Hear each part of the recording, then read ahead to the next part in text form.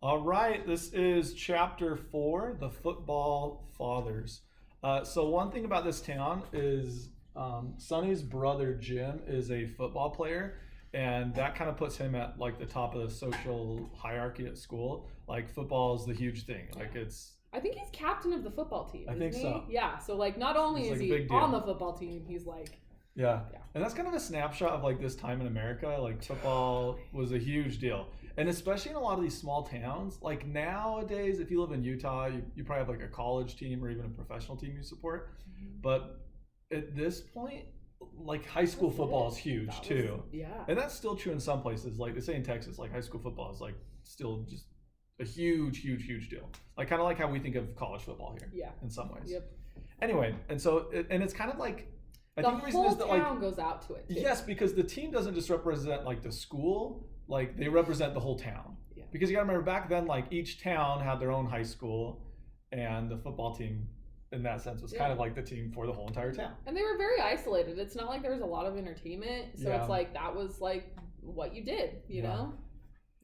And so in this year, there's like this argument over whether or not the team can play in the state championship game. Yeah. And is it because they're like a company school? Yeah, it's something like I don't even know Or is that it something to do with like the Sonny size goes of it? into the details, but basically they win all the games to qualify to go to the state championship, but the governing agency over high school football For denies some them reason, they're not access. qualified. They're not like in the right division or Whatever, it is.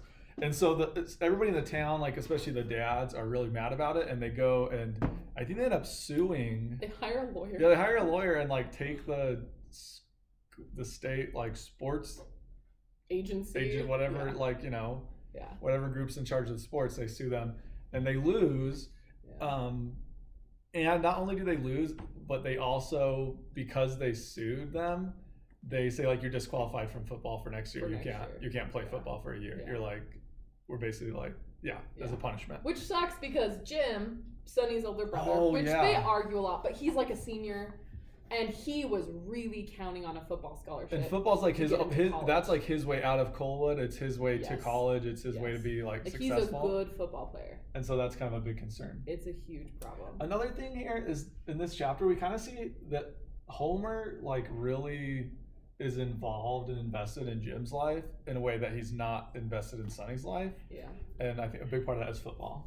Yeah, and I think honestly, like again, I've had a lot of students read that as like he's mean. And honestly, I think it's that Homer understands Jim. Homer understands football. Yeah, he connects with them. But Homer doesn't understand Sonny. He doesn't understand. And in fact, in this chapter, we find out Sonny tries out for the football team 3 years in a row. Doesn't make it every year. Like he's terrible at football. He's like, and he talked about, he's like, I'm just not built for it. Like I don't have the right build. I'm not an athletic build. And that's a disappointment to his dad. And Jim and Sonny being brothers, they of course fight about it and there's contention and whatever. But Sonny ends up going out for the marching band, which his dad is embarrassed by. But that's what he does. And they're so, in band like through this whole thing, huh? yeah. Hey, yes. These are like your people, bro. This is my people. Okay.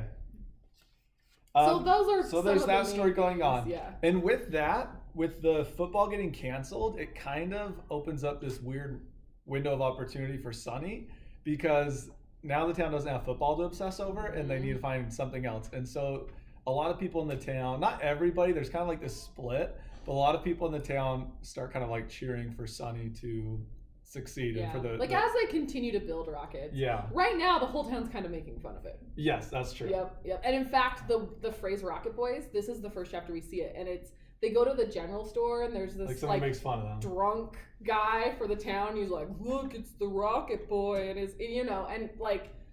It's really interesting though how resilient Sonny is. Like he seems pretty unfazed by it. He's just kind of like, oh, yep, like laughs at himself type of thing, but is ultimately able to shrug it off, which is impressive. Yeah. All right. The other thing that happens in this chapter is that we find out a little more about Sonny's dad being sick, Homer. He ends up like the doctor wants him to get an X-ray, but he won't do it. But then like his boss, so he's kind of like the boss over the mine, but there's a company from Ohio that owns like mines.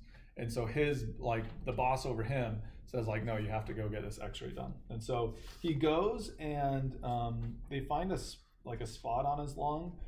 And so Sonny asks, I think Roy Lee's brother? Or Odell's brother. Roy Lee. Roy Lee's brother about it. And basically, we don't find exactly what's going on, but we know that it's not good. Bad. It's bad. And I think this kind of highlights, like, there's not very much communication in this family. Like, Sonny doesn't know any of this because his dad was like, Sonny, we need to talk. Like, I went to the doctor and they think I might be sick. Like, everything he's hearing is like overheard from the other room. And then he's like too nervous to like or even ask like them. He'll like hear things about his dad through town because his dad's in charge of the mine. Like information about him might get kind of like spread as a rumor through the mine workers, and then he might hear it from his friend, who heard it from his brother, who heard it from their dad or whatever. But it kind of shows just how there's a lack of communication. There's like this is not like an open communication family. No, I guess. No, absolutely not. Oh, and then the other major thing in this chapter is we find a little more about the union. And so there's a character, Mr. Dubonnet. Is that what he always calls him, Mr. Dubonnet? Yeah, Mr. Dubonnet. And Mr. Dubonnet is in charge of the union. And what a union is, and now unions aren't super common, but during this time they were much more common, is a union is basically like a group of workers that has kind of like an association that...